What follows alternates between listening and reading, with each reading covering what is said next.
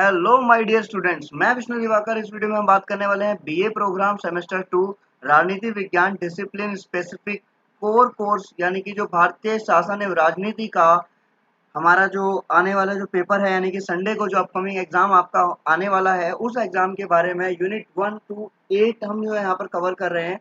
तो जैसा कि मैंने आपको लास्ट क्लास के अंदर यूनिट 2 का लेसन नंबर 1 कंप्लीट कराया था, आज हम यहाँ पर बात करने वाले हैं नेक्स्ट क्लास की।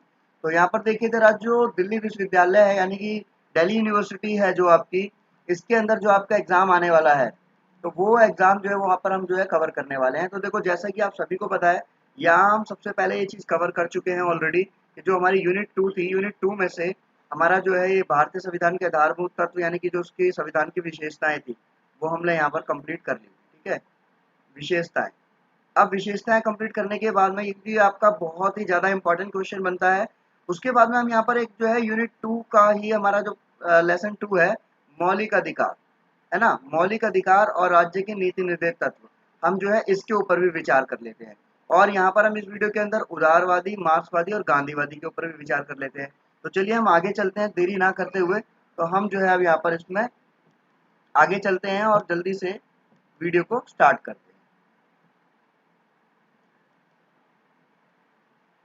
तो जैसा कि आप सभी को पता है, हम यहाँ इस वीडियो के अंदर बात करेंगे सबसे पहले यूनिट 1 की, क्योंकि यूनिट 2 का हमने जो है कल की जो वीडियो थी हमारी यूनिट 2 की, उसमें से हमने जो है लेसन नंबर 1 जो है हमने कल कंप्लीट कर लिया था।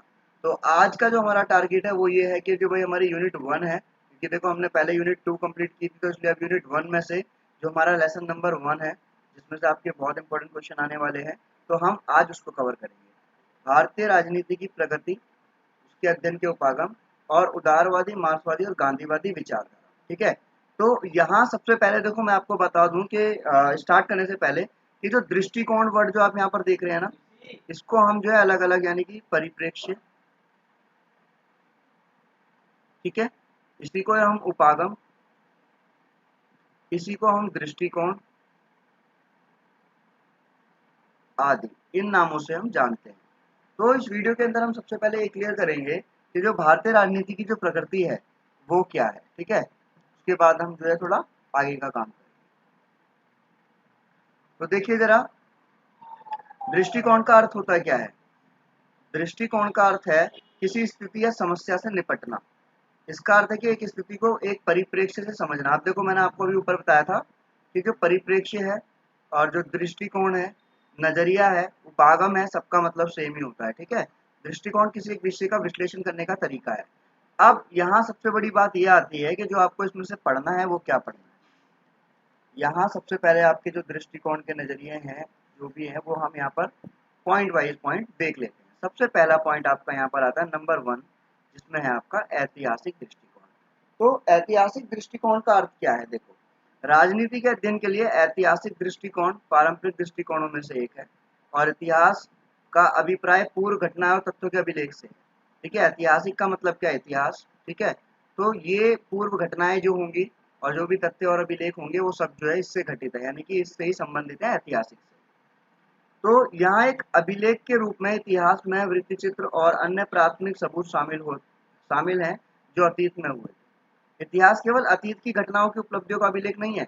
ऐसा नहीं है कि इतिहास के अंदर सिर्फ जो है हम पास्ट की घटनाओं का वर्णन करेंगे, बल्कि इतिहासकारों द्वारा बताया गया है कि जो व्याख्याएं, टिप्पणियां, स्पष्टीकरण होगा, इन सब का भी अध्ययन हम इसके अंदर करते हैं। तो नॉर्मल हम समझ सकते हैं कि ऐतिहासिक दृष्टिकोण हमारा क्या है। ठीक है, मूल रूप से इस पद्धति की वकालत जो है वो कौन कौन करता है ऐतिहासिक दृष्टिकोण की?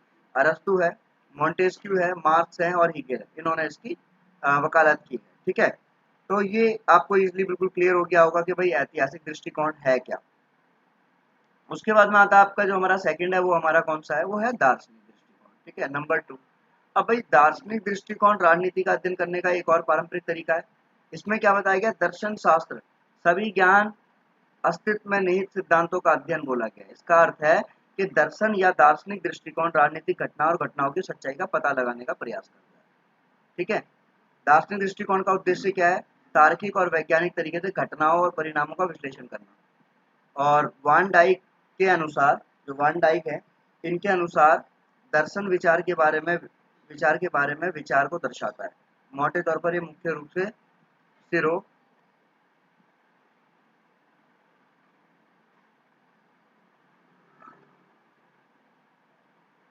हाँ जी, सिरों और साधनों और उद्देश्यों और विधियों की सामान्य अवधारणाओं को दर्शाता है। ठीक है, तो ये भी आपको अच्छी तरीके से क्लियर हो ही गया होगा। हम इसमें एक चीज और ये यहाँ पर ऐड कर सकते हैं कि दार्शनिक दृष्टिकोण से शुरू की गई जांच मान्यताओं के बारे में भ्रम को दूर करती है और भारत की राजनीति में इस दृष्टिकोण का एक प्रतिबिंब है। प्रतिबिंब का मतलब समझते हो ना, मिरर। ठीक है, उसका प्रतिबिंब है। कोई चीज यहाँ पर है तो वो यहाँ पर भी दिखाई दे रही है। ठीक है, आगे चलते हैं।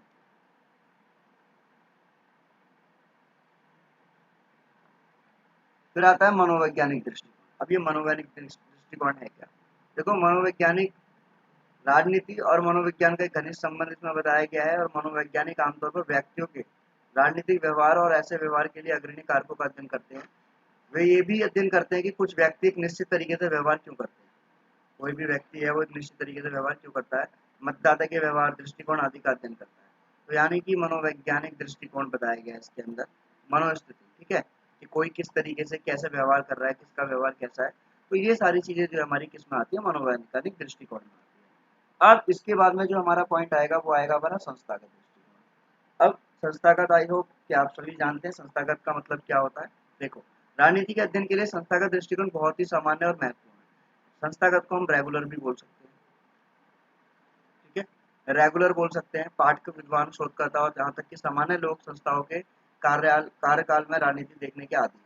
संस्थागत दृष्टिकोण को संरचनात्मक दृष्टिकोण भी कहा जा सकता है। देखो, संरचनात्मक दृष्टिकोण मैकमिलर के अनुसार संस्थाएं प्रक्रिया के रूप स्थापित है। अब यहाँ पर हम बात करें कि भाई जो संस्थाएं प्रक्रिया के रूप जो स्थापित हैं, तो संस्थान उन संरचना और मशीनरी से संबंधित है जिसके माध्यम से मानव समाज मानव आवश्यकता को पूरा करने के लिए आवश्यक गतिविधि और व्यवस्थित निर्देशित निष्पादित करता है। इस परिभाषा के अनुसार परिवार, सरकार, राज्य और सभी प्रकार के संगठन व संस्थान जो राज्यों के भीतर विकसित हुए हैं, इसलिए मानव आवश्यकता को पूरा करने के लिए संस्थान बनाए गए। ठीक है, कोई भी संस्थान बनाए गए। राजनीतिक दल, दबाव, हित समूह और विधायिका सभी संस्थाएं, ये सब क्या है? ये सभी संस्थाएं हैं। ठीक है, जो आप लोगों की मदद करती है। उसके बाद अगर हम बात करें यहाँ पर आगे, तो ये जो है हमारे दृष्टिकोण थे। अब जैसे हमारा प्रणाली दृष्टिकोण, इसमें क्या है? प्रणाली विश्लेषण को राजनीतिक विश्लेषण का अग्रणी मॉडल माना जाता है।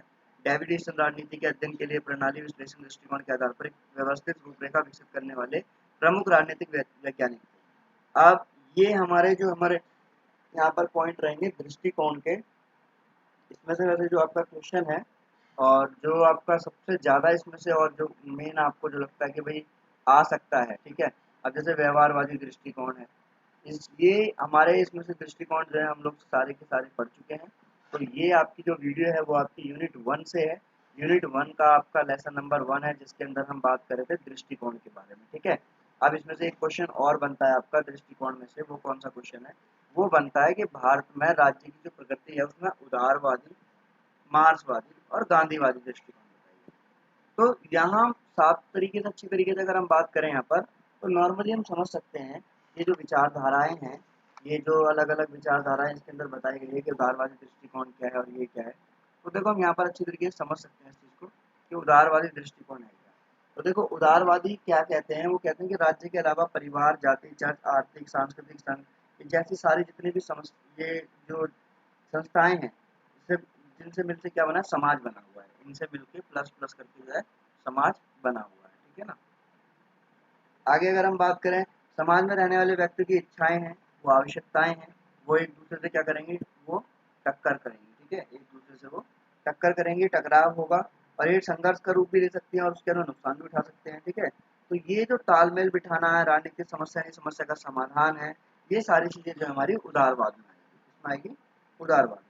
अब उदारवादी क्या बोलते हैं? उदारवादी का जो मेन कहना है वो क्या है कि भाई अगर हम बात करें नॉर्मल, तो फ्रीडम। ठीक है, फ्रीडम, कि कोई भी एक व्यक्ति है, मैन है, तो इसको आप क्या कर दो? फ्री छोड़ दो किसी भी चीज़ के लिए। ठीक है, तो राज्य को व्यक्तियों की स्वतंत्रता दिलाने का प्रयास करना चाहिए। कि जो भी हमारी गवर्नमेंट है, जैसे अगर हम बात करें हमारा ये, अब इसमें से कोई भी एक जगह निकाल लेते हैं, हम किसी भी राज्य को निकाल लेते हैं, तो राज्य की जो गवर्नमेंट है उसके लिए जो सबसे मेन काम है वो क्या है? कि वो जो है फ्रीडम प्रोवाइड कराए आम व्यक्ति को। ठीक है, और ये सब चीज़ें कराना ही हमारा किस चीज़ के उसमें आ जाता है? ये आ जाता है हमारा उदारवादी। ठीक है, इसमें आएगा उदारवादी दृष्टिकोण। उदारवादी दृष्टिकोण के बाद में हमारा जो मेन इसमें है वो कौन सा है? वो दृष्टिकोण आता है आपका गांधीवादी दृष्टिकोण। तो गांधीवादी दृष्टिकोण का अर्थ क्या है? देखो यहाँ पे सिंपल आप समझ सकते हो, राज्य की प्रति का अध्ययन करने के लिए गांधीवादी दृष्टिकोण स्वराज के प्राण, गांधी जी के द्वारा लिखी हुई एक बुक है, ठीक है, जो इन्होंने एक बुक लिखी है, उस बुक का नाम क्या है? स्वराज। अब गांधी जी इसका अर्थ बताते हैं क्या, मतलब स्वय सरकार की स्थापना, स्वय पर शासन। वह सरकार सबसे अच्छी है जो सबसे कम शासन करती है। गांधी जी बोलते हैं कि भाई जो सरकार है वो क्या करती है कि जहाँ पर जनता पे सबसे कम शासन किया जाए ना, वही सरकार सबसे बढ़िया है। अब इसके अंदर आप पहले गांधी जी के बारे में बता दो। भाई सबको पता है कि जी 2 अक्टूबर और 1869 के अंदर जो है गुजरात के पोरबंदर जिले के अंदर जो है इनका जन्म हुआ था।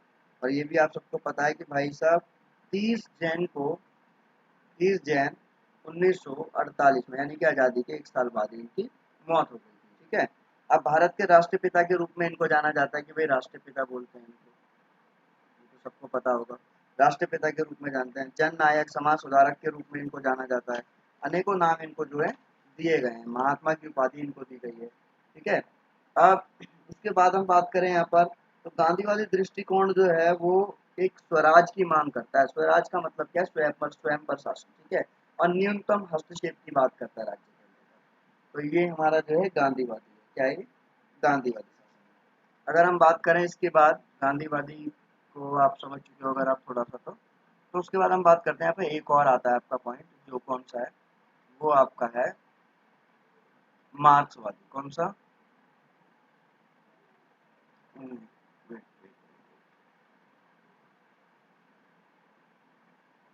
मार्क्सवादी दृष्टिकोण। मार्क्सवादी भी क्या है ये भी आप अच्छी तरीके से समझ सकते हो कि मार्क्सवादी दृष्टिकोण जो है वो इसके अंदर बताया गया है कि भाई अलग अलग, जैसे मार्क्स ने मानव इतिहास को जो है ना 6 युगों में बांटा है, ठीक है। कितने युगों में बांटा है? 6 युगों में बांटा है। अब वो 6 युग हमारे कौन कौन से हैं? जैसे आदिम युग है ना, आदिम युग हो गया। दूसरा अगर हम बात करें यहाँ पर दासता युग हो गया। तीसरा अगर हम बात करें यहाँ पर तो श्रमिक युग हो गया आपका, है ना। फिर उसके बाद में सामंत हो गया। उसके बाद में आपका पूंजीवादी हो गया। और लास्ट आपका समाजवादी हो गया, ठीक है। तो ये युग इसके अंदर बटे हुए हैं। अब ये इसके अंदर क्या बोला गया है? इसमें बताया गया है कि भाई जो वर्ग संघर्ष है, ये हमेशा किस पर ध्यान देते हैं? कार्ल मार्क्स ये बोलते हैं वर्ग संघर्ष पर। वर्ग संघर्ष, भाई संघर्ष करोगे तभी आपका कुछ होगा, वरना कुछ नहीं होगा, ठीक है। आपको कुछ भी, आप कुछ भी चाहते हो तो आपको संघर्ष करना पड़ेगा उसके लिए। अब समाज में 2 वर्ग बटे हुए हैं। समाज में जो 2 वर्ग बटे हुए हैं वो कौन कौन से वर्ग है? भाई मालिक वर्ग है, गुलाम वर्ग है, ठीक है। समाज में क्या है? 2 वर्ग हैं, जो कि एक मालिक वर्ग है और एक आपका गुलाम वर्ग है। तो ऐसे ही इसके अंदर आगे जाकर बताया गया है उसमें कि भाई जो युग आया था उस युग के अंदर बोला गया है, युग में बोला गया है कि जो आपके 2 अलग अलग भाग यहाँ पर दिए गए, पूंजीपति और दूसरा आपका जो है मजदूर वर्ग। कौन सा? मजदूर वर्ग। अब क्या होगा? पूंजीपति वर्ग जो है वो मजदूर वर्ग के ऊपर शोषण करेगा, ठीक है, और जिसका शोषण होगा वो मजदूर वर्ग है। तो ये सारा का सारा जो है हमारा इस विचारधारा के अंदर आता है। तो आपका जो अब जो क्वेश्चन आपका जो तैयार होगा वो कौन सा होगा? वो आपका जो है तैयार होगा इसके अंदर से कि गांधीवादी या फिर आपकी उदारवादी और या आपका मार्क्सवादी, है ना। ये आपके क्वेश्चन आ सकते हैं। तो गांधीवादी तो कम संभावना है, पर उदारवादी मार्क्सवादी जो है आपका 99% आपका जो है पेपर के अंदर आ सकता है, ठीक है। आई होप आपको वीडियो समझ में आई होगी। Thanks for watching.